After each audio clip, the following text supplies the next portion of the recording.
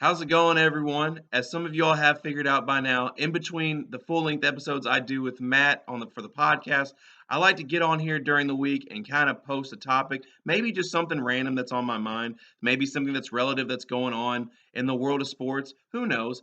But I like to get on here, kind of stir the pot a little bit, get y'all interacted, get y'all talking, maybe prepare y'all for the next episode. And let me tell you all are in for a treat today.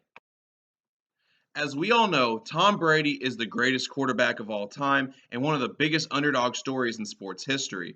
But even near and dear to Matt and I's heart, he was the biggest rival to our beloved Peyton Manning, and oftentimes was the guy that we just couldn't get past. As Tom Brady's career reaches its end, or so we think, because we all know he retired last year only to come back for another season. But so you never really know when he's going to hang it up. But okay, anyways, getting off track here. You know, every member of sports media, even us probably here at Less is More Sports, will beg the question, will we ever see another Tom Brady? If so, who will it be? But what if I told you there's a possibility that the same team that couldn't get past Brady may have his second coming next in line? I may have been hinting at it for the last 2 years, or whenever, or however long I have started this podcast. But the closer it actually gets to coming to fruition, just remember where you heard it first. Anyone who listens to the podcast knows how I feel about Sam Ehlinger, the former Texas quarterback who gets drafted by my favorite team, the Colts. And heck, it's almost a movement at this point. It's getting blown up on social media, and the Church of Ehlinger is always accepting new members. But what started as a movement on the Less is More Sports podcast is slowly gaining ground from outside viewers. Earlier this week, Colts owner Jim Irsay had this to say, and I quote, "With Sam, we're always hoping. And you think, where's the next Montana or Brady? Could that be him? You just don't know." That statement got my wheels turning and it inspired the video today. And when you say it out loud, it sounds crazy. But when you dive in, you slowly start to realize that they have a little bit more in common than you might think. So starting in college, they both played for a powerhouse program. Brady played at Michigan. Ehlinger went to Texas. Both college football blue bloods. Both, although had their share of moments, their careers often go underappreciated by the average college football fan. Neither were viewed as NFL prospects, and both slid all the way to the 6th round.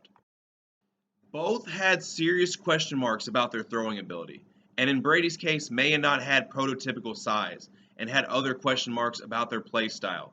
However, both excelled in every moxie or grit category and also in the leadership department, something that often doesn't get looked at enough when evaluating a quarterback.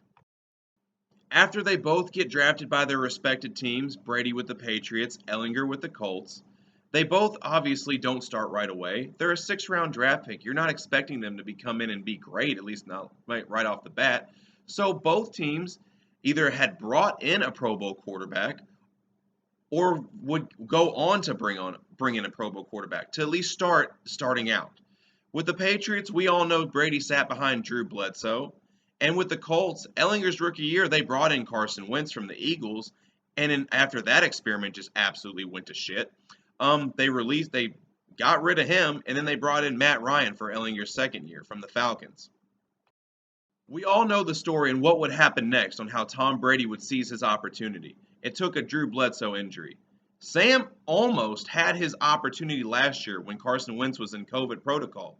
He practiced all week with the first team offense, and maybe should have started against the Raiders, and maybe if he does, maybe the Colts win that game and they're in the playoffs. Because remember, they had to win at least one of their last 2 games to clinch a playoff berth, and they couldn't do it.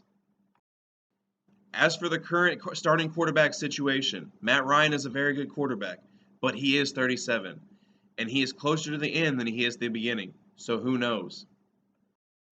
Ehlinger's time to shine may be waiting in the balance right before our eyes.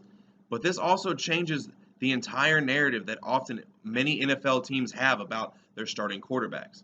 Most of the time, teams try to find that first round quarterback to swoop in and change the franchise. There are plenty of examples of that.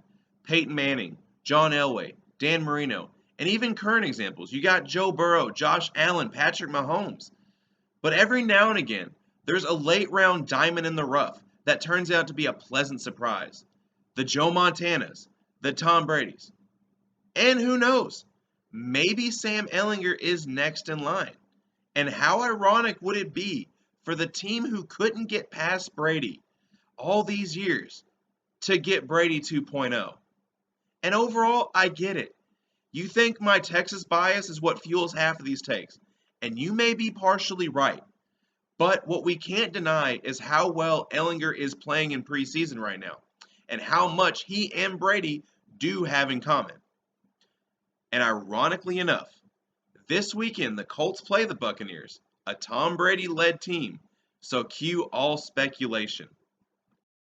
That's all the time I have for today. But just remember, I started the Sam Ehlinger train 2 years ago, so do not forget me when this blows up. So without further ado, I'm out.